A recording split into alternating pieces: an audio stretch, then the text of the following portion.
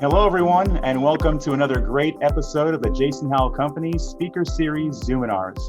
My name is Jason Howell, and as always, I'm always happy to share our network of experts, not only with our Jason Howell Company clients, but of course with all of you, our friends, our family, our third-tier LinkedIn connections. Welcome, glad you're here.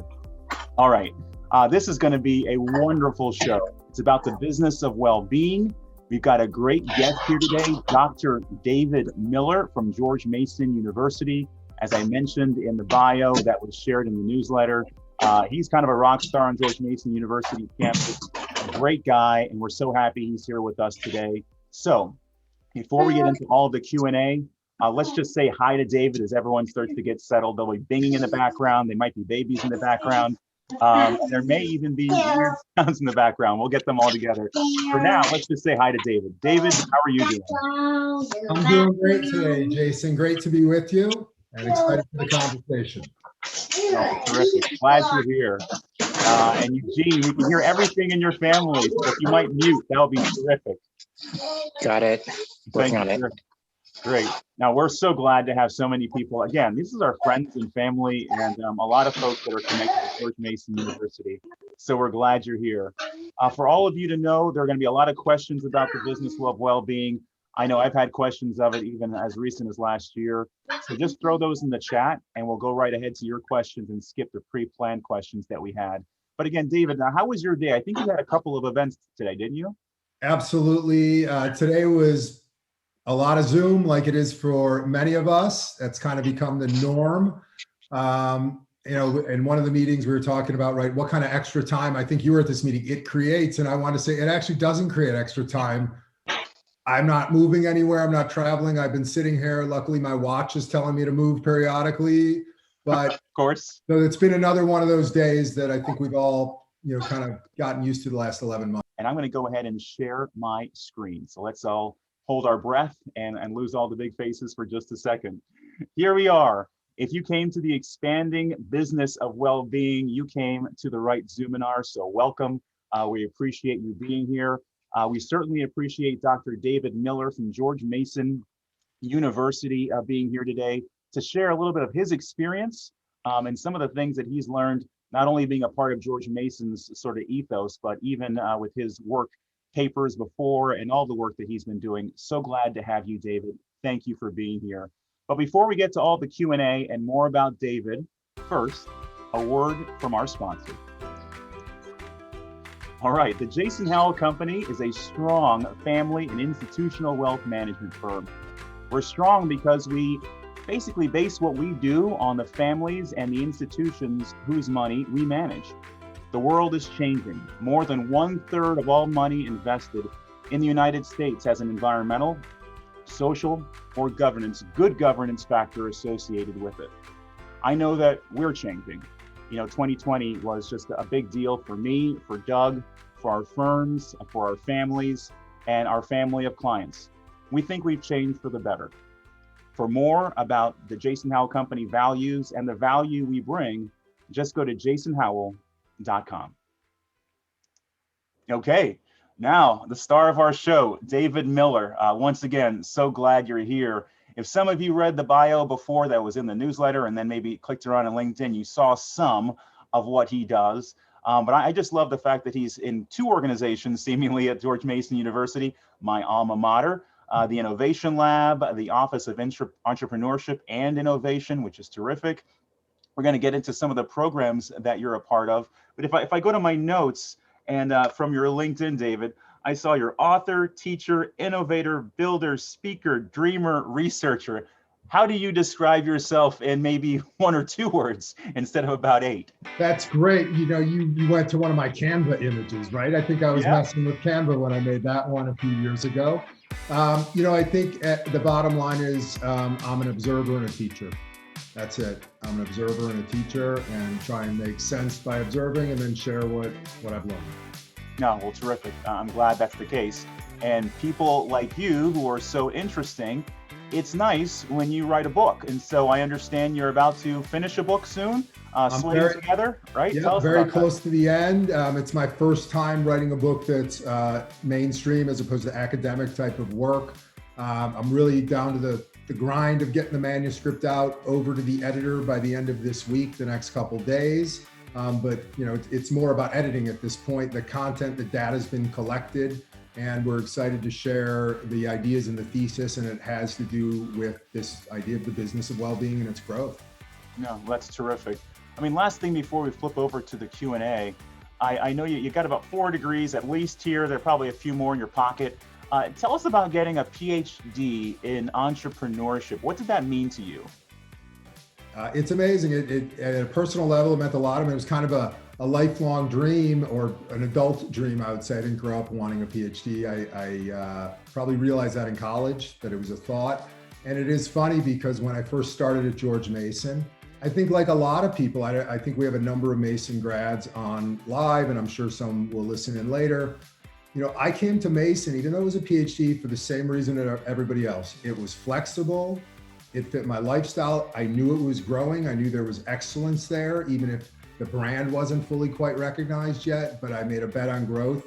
And I came in as a part-time student and was able to work on this program. So like a lot of people, Mason had a lot to offer for me, and obviously I stuck around. I never intended, frankly, to be a PhD academic. When I first joined the program, my advisor, a guy named Zoltan Och, the first time I met him, he said, "What are you doing here? Like, you're not an academic." And he said, "You don't even understand the point of this." He looked at the wall. This was in Finley Hall, for those who know the old campus in Fairfax. And he said, "Look, there's bricks, cinder blocks. You got to build off somebody else. You just can't come in with your own ideas." Like, I really didn't know what a PhD was. I just thought, oh, it's interesting. I like to think about things. And I think I've learned something in all those years, but that's really kind of how I started. I used to joke, I was ambling towards a PhD kind of randomly, and then got stuck at the school because the school's so amazing. Well, I mean, that is a testament certainly to the school, Great Mason University, as I like to call it. Also to you too, David. So, thank you for being here. Thank you for suffering through what might be a PhD program and bringing all those smarts to Mason. Thanks for staying. All right, now we'll kind of get into our Q&A here.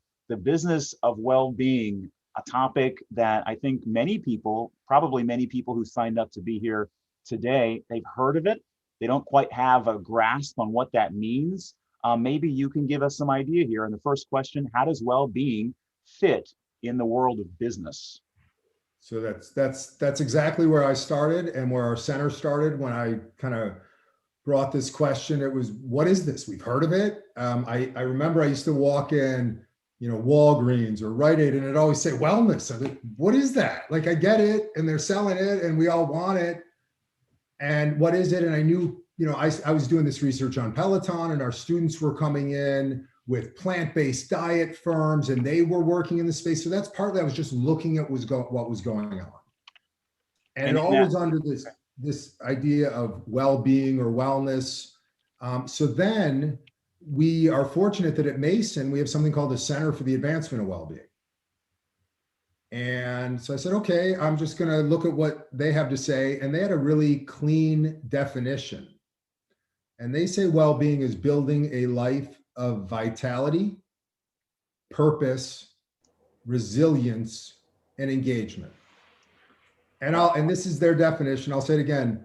Yeah. Vitality, purpose, resilience, and engagement. And I just started thinking about it. I'm sure a lot of your, people listening can think about it. I thought that makes sense. I'm vital. I have a reason for being. I'm engaged. And if something goes wrong, I'm resilient and can move. And then we thought, but for business, what does that mean? Exactly to your question, like, that doesn't help. And so then we looked at where these notions of well-being and wellness were popping up, and what customers were saying, why they were engaging with companies and institutions. Because we always start from the customer is correct. If they think something's X, then it's X, because they're paying for it. They're buying it. They believe it's the value they place on it. So we just started looking at what are these companies and what are they doing? And other people have researched these areas of well-being. So we put them together. We landed on 6. There's emotional and spiritual. There's occupational. There's financial. There's physical, which I think most people think about, their weight. Are they sleeping well? Are they eating well? Do they get enough steps? There's also place-based. which is really important. Does it feed me? Do I have nice lighting? Do I have somewhere to go for a walk? So we ended up with 6 areas in there. Social, do I have a community?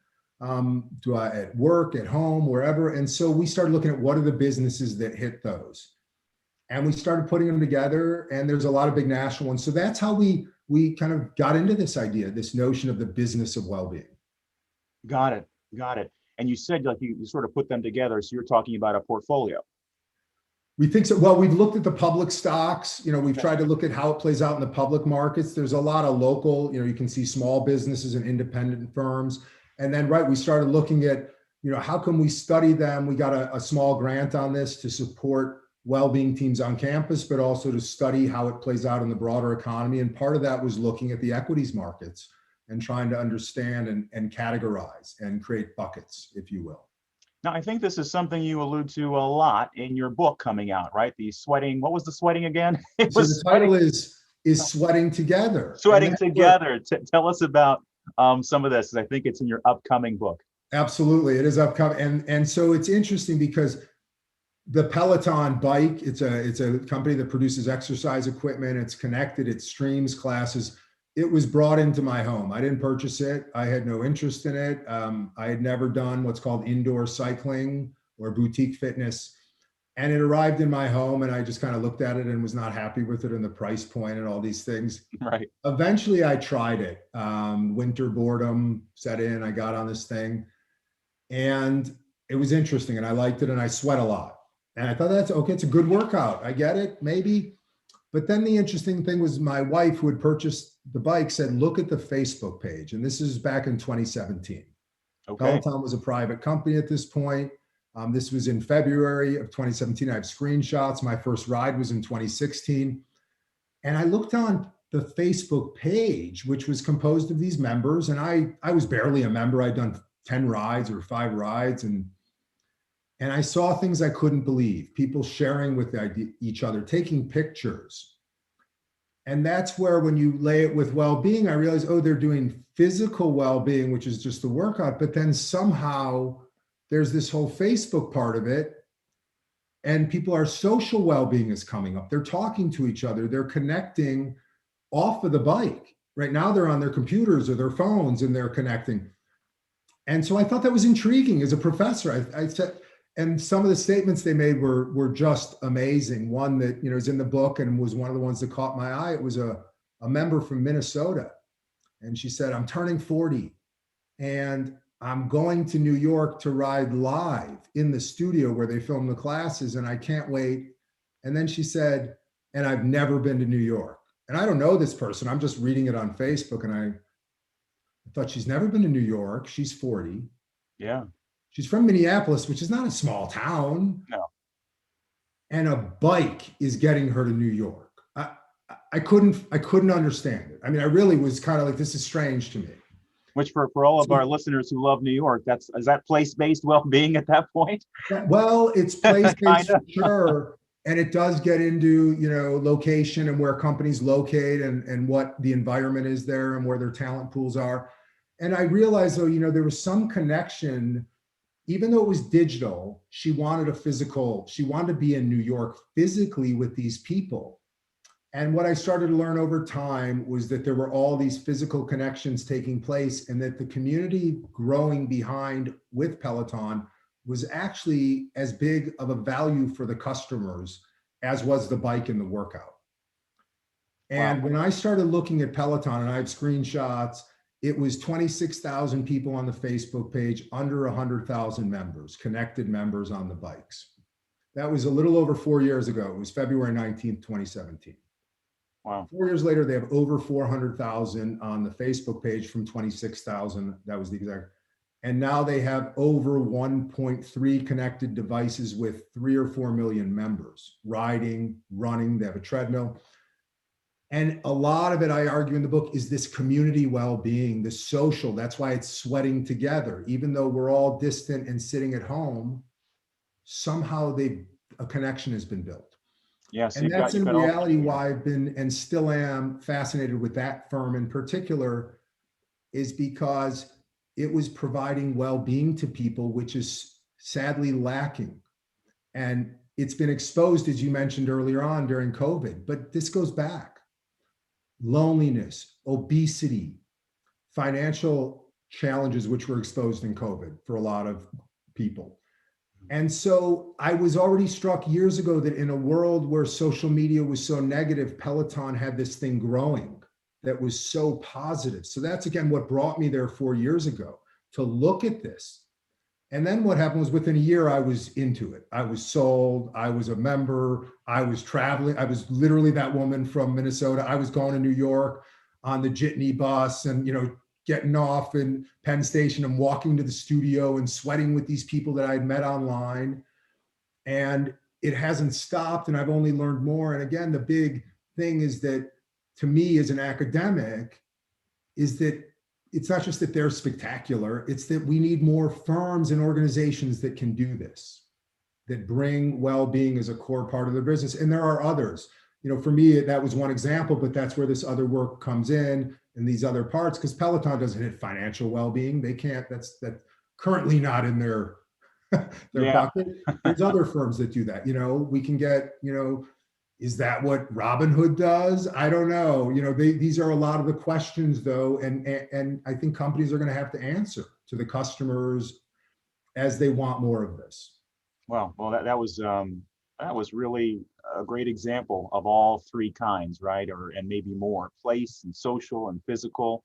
We've got a question from the chat here. I'm going to read it out loud. How does the business of well-being approach interface with the empathic leadership concept when you are a team leader interacting with your colleagues?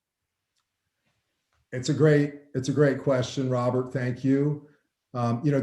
We were on a call earlier that was a book club, and we were reading a book by Brené Brown, and it's all about leadership. And we were saying how, the reason we chose it was because of how important leadership is. I'm not that familiar with empathetic leadership in theory, but I get what you're saying. And that's part of, occupational well-being. So I think for the leader side of it, it's looking and making sure their organizations, their leadership style, is making sure their charges, their colleagues, that the organization is supporting their well-being. Are they getting training? Are they getting flex time? I mean, that seems to be what's going on a lot in occupational well-being that is going to fall on the leaders in a lot of cases. Peloton, from the book, from my interview with the CEO, they argue, he told me directly that his goal is to build the best place in the world to work.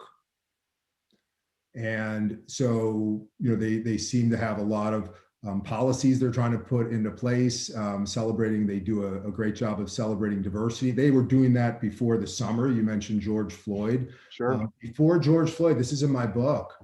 Unfortunately, there was another killing by a young man named Ahmaud Arbery, who was running in Georgia. And one of the Peloton instructors brought it up and on his Instagram feed, and said, I'm going to run for this guy in this guy's honor, and told the story. This was, it was on May 8th. I think that's when it was, which was his birthday. That's when the run was. And so that was a perfect example of where Peloton allows its talent to be themselves. If they want to bring something. And so I ran that run. My wife ran it on our treadmill in the basement. I ran it outside. There were over 1,000 people running it, but that's where an organization is allowing its talent to be who they are and share the things they value and think are important. And since the George Floyd killing, Peloton's committed $100 million. And I don't know if that answers the question exactly, but it's the case I'm familiar with, where they seem to be really listening to their employees. And they're still a young company, so we'll see how it plays out long term. Yeah, leadership tends to be the answer in general. You have to sort of stand up. And for those of you may have heard that name, Ahmaud Arbery, he was the gentleman that was just running and got attacked and chased by 3 people. And I have one of our clients, actually, I saw on Facebook the other day, did a run in his honor. Yeah.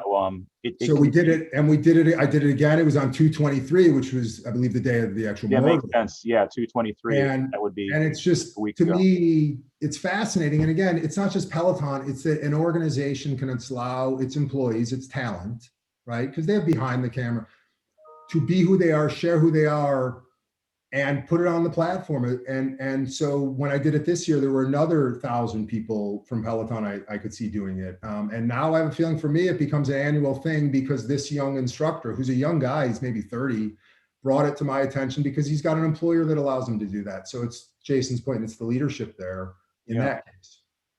Tell us a little bit, David, about your work at George Mason and how it aligns with your interests in well-being, in entrepreneurship, and just you being a guy that never intended to be an academic.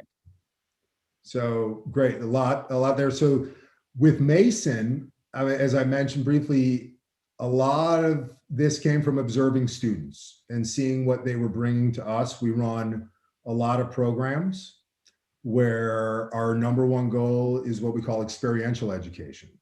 So traditionally, higher ed's been about what they call butts and seats. So anyone who's earned a degree knows they measure your hours, and those hours are really related to how long you've been sitting in the chair. And I guess now it's how long you've been sitting in front of a Zoom or whatever. And but a lot of us knew, right, like anything in life, the best way to learn is to do. And so we were lucky that we had some supporters who wanted us to build a center centered around experiential, hands-on learning. So one of the things was to support students and alumni who have ideas. And this is where they started bringing us these ideas. We had a woman doing plant-based consulting. We had a lot of people doing dating and relationships. And so that's partly how this came to our attention. We started visiting farms, a lot of the place-based, and it came up in COVID, does your region support its own food system? Is it healthy local food? Does it have to travel very far to get to you? And so we've been doing farm visits for a few years. And again, it's why universities are so innovative. There's people full of energy there who are looking for new things and discovering new things. So that's what pushed us into this. I'll give you an example of a program that we do, and it's coming up in April. I think you're going to participate, but we're having the Business of Wellbeing Week. And one of the events is around place-based well-being and physical well-being. And that's an event we've been running, I think, for 7 or 8 semesters, which is a plant-based taste test. So if you've heard of Impossible Foods or Beyond Meat, Yep. These are substitutes for traditional proteins, cows, pigs, chickens. And so as much as we've been going to local farms, we've also been looking at the science side of it and trying to understand. So we've been running a taste test, Impossible versus Beyond Meat. Those are the 2 leading brands right now. Sure. And it's been interesting because when we started this, you had to buy Impossible. I think I'm going to get it right. You had to buy Beyond Meat, at a store and cook it yourself. So we had in our center in Enterprise Hall, for those who are familiar with academic buildings at Mason, we had a George Foreman grill and we cooked them up. And then the other we were able to buy at a local restaurant, Glory Days had them. I think it was, they were cooking. Fast forward 3 years, we were doing head-to-head breakfast sandwiches last semester, which was Dunkin' versus Starbucks. So the market's evolved as we've been programming with this. And hopefully for the next one in April, we'll have Taco Bell is apparently in the business. McDonald's isn't there yet. So we've been able to, again, connect the interests of our students, connect the economy. And then we always talk about why this is going on. Why do people want meat substitutes? And it is well-being. There's the health side. There's an argument that it is healthier for you. And there's a lot of studies on that. There's also people care about the animal side of it and the animal welfare, that they don't like the way industrial farming works or any farming, but industrial, I think in particular, is a lot of the reason people are against that. And then there's the environmental impact of, emissions and waste that comes from protein business. So those are all related to different types of well-being. And so that's how we program all these things together, we hope. And we will make sure the links are available through everyone here to engage with us on that week in April and come out and taste some of these plant-based products and see what it's like and try and understand. We always say take a bite into the future a little bit on that one. And that's one example of how these things play together. Yeah, you're the first speaker we've had that offered food. So that's a win in your column for sure, David. Well, I guess you told us a little bit about the Business of Wellbeing initiative. Tell us about Build Back, Dream Forward, and I understand the title is changing, another program on Mason's campus. Absolutely. And the name of the program is changing. And luckily it's just launching. So it's not a big deal. This isn't a major change, but that's an interesting program that came up recently. And like a lot of these things was driven by regional and societal issues coming out of COVID. We've been fortunate to work for a number of years with an organization called the Community Foundation for Northern Virginia. Love that organization. Had Eileen, the executive director, here on the show a few weeks back or a few months back.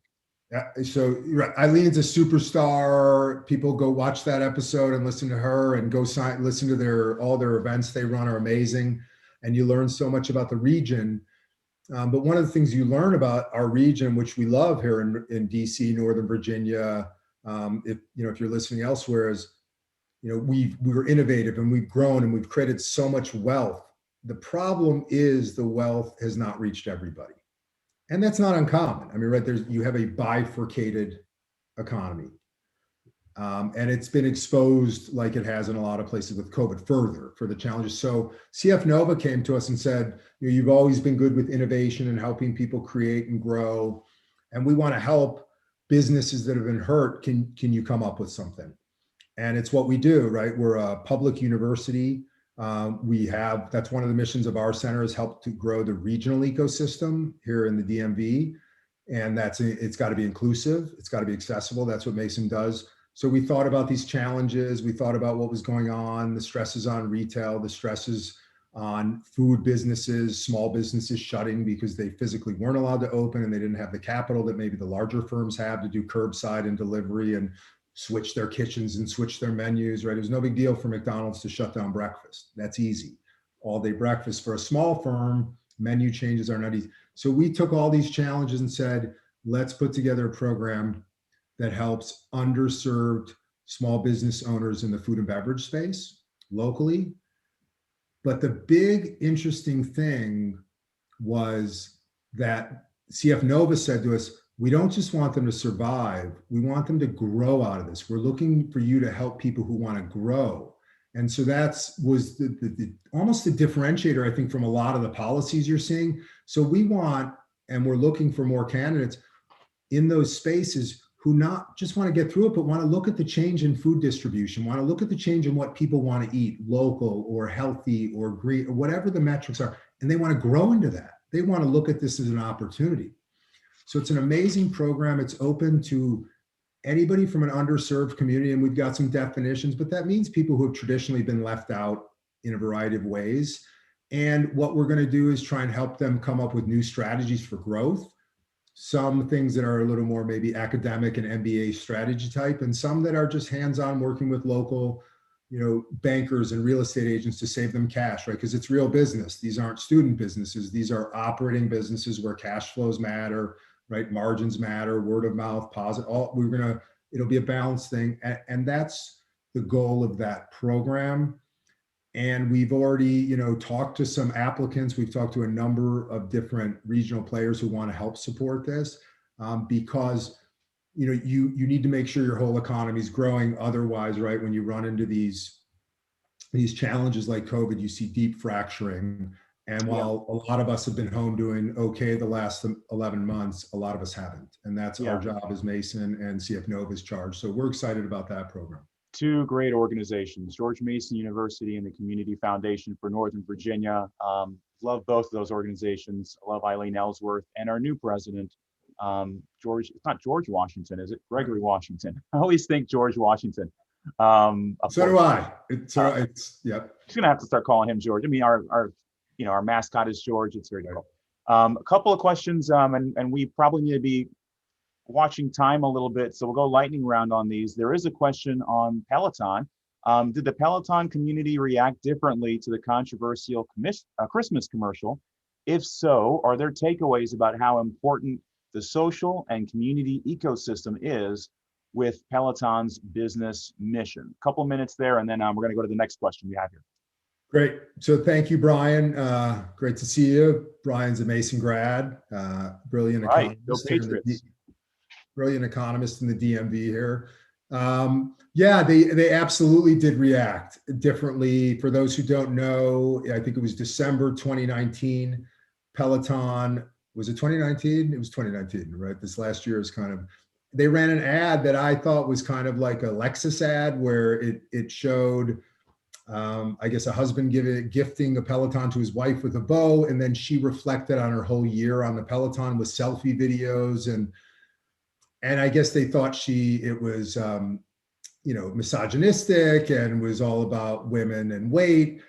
And right, they got negative reaction. They lost about 1.5 billion in market cap. If you look at that side of it, in the short term, everybody jumped on it. This is in my book.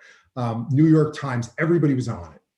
And there were some interesting things about it. And one was that taking pictures, posting selfies is what tons of Peloton members do. So it was actually a real representation of what might happen if you decide to become a member and join this group. A lot of people do that. So that was kind of interesting.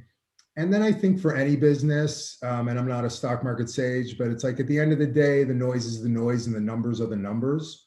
And so they earned their way through that. I mean, Christmas is always a good season for them. So I think by the spring, it was kind of forgotten. And it is kind of a fun footnote, and you can find it online. The actress became a little bit famous, Monica Ruiz. The fact that I even remember her name, she was on the Today Show. She got picked up by this actor, Ryan Reynolds, put her in a commercial for his gin. This actor, this struggling I don't know him that well. Ryan I'm like an old academic. He's famous, right? He paid her to do an ad for his Aviator gin, where it was like after she left the husband and she was drinking with her friends. So it was a very social media moment that we see today, where there's always a tempest in a teacup. But, the company's recovered from that. What does it say about the social community? It does say, right, that it doesn't matter what people say, because Peloton's like Tesla, like a lot of these companies that just have haters right now who don't like it and don't buy it. And that's fine. There's always going to be that. And so I think to Brian's question, the community is what kept them going, regardless of the media side of it. Sure. And this is probably a good point to say that no public securities mentioned in this Zoominar are advocated by Jason Howell Company. We do financial plans, and then we do the rest of it. This next question here, the business of well-being, conduct or activities seem to be a subjective choice by an individual rather than a one-size-fits-all. Again, as a team leader, how far do you go in judging, quote unquote, the colleagues' choices? Is it a joint conversation decision, or one where you as the leader have to defer to your colleague? It sounds like, again, Peloton is in here again, like Peloton set policies that were approved, quote unquote, business well-being activities, question mark? So I'll answer that last part. I think you're right. Peloton, like any organization, is kind of picking and choosing. A lot of that stuff was online, though, community customer based of what's going on. But it is, the core part of the question, and this is where, my father, who was a money manager, I floated these ideas of the business of well-being, and he's like, what is this? This isn't real. And so that, I think, is what Robert's getting at. It's hard, we're at the early stages of this. Yeah. And how do you measure, right? I mean, there are, firms that do best places to work that might tell you if occupational well-being, and, in fitness, or you might have numbers that you track. In social and emotional, it's hard. I mean, I saw something yesterday, and it was just clickbait on like CNBC, but I heard they say loneliness is the new smoking. Right. I saw that too. Yeah. Right. So it's I think everybody's grappling with that, Robert. Like, how do we measure this right now? And right, is this Zoom? Are we lonely right now? We're all together and we're talking, and that, but we're not really together. And I think that's the heart of, to me, Robert, how do we measure this? It's new. To me, it's new. And we're trying to figure out. And it's why, the old guy like my dad was like, this is hokey. Don't even, talk to me about discounted cash flows, not well-being. I don't want to. And so I think we are struggling, and we're going to need help. And that's why I think we are at the beginning of this. I think we're moving to an economy and a society where people are going to ask these questions. What does it do for me? Does it help my well-being? Even if they don't call it well-being, they're going to want to know what the impact is. Yeah, well, it's a good conversation to continue. There's more to life than stockholders. That we're all stakeholders, whether we are, investors or not. We all want to feel better. We want to be well. I'm heartened in this profession to see leaders like Larry Fink, CEO of BlackRock, one of the largest mutual fund companies in the world, talking about stakeholder capitalism and really sort of pushing the mark. Sometimes we have our federal government giving us ideas and things to think about and push. Sometimes it's our corporate leaders. Sometimes it's the community. It's nice when we maybe all agree on some of that stuff. It's nice to agree on anything kind of going forward. Well, I'm going to ask this last question, and as I do, I'll stop the share so we can all see a different image. But David, how do you encourage this concept of well-being as a member of the community, the academic community, the Fairfax community, the Northern Virginia community, in this digital world, even in a post-COVID-19 world? Well, thank you. And I'll really just take what I've observed. And this is, again, why I started that research was it is a balance. There's always good, there has to be a physical component to it. All these firms, even the digital firms, are all figuring out they have physical stores, they have physical meetups. And so I think that's the thing we've even learned, because we were forced in the last 11 months, you can't be all digital. It's just not going to work. So I would say that's the simplest thing, is that it's all hybrid now. And that would be my short answer, is that there's no such thing as all digital. There's people who dreamed of this for 30 years. I mean, really, I remember the early days of the internet, and we got a taste of it, and I don't think it's going to work. So remember the physical side, get outside, meet people when it's safe, right? And that's my simple answer. I'm sure people on the phone, because we've all been through this for 11 months, have answers also. Remember the physical side. It's a hybrid world. Dr. David J. Miller, Director of the Center of Innovation and Entrepreneurship at George Mason University, also a professor at George Mason University, also in charge of the Innovation Lab at George Mason University, also in charge of just being cool at George Mason University. Thank you very much for being here, sharing some of your insight. I think we all look forward to your book. Now we have an image and we have a title. When can we get it? I will tell you Monday, but it looks like it's probably 2 to 3 months. 2 to 3 months. So just in time for hopefully a nice reopening in the summer. Dr. Miller, have a wonderful day. And to all of you who've joined us, please do the same.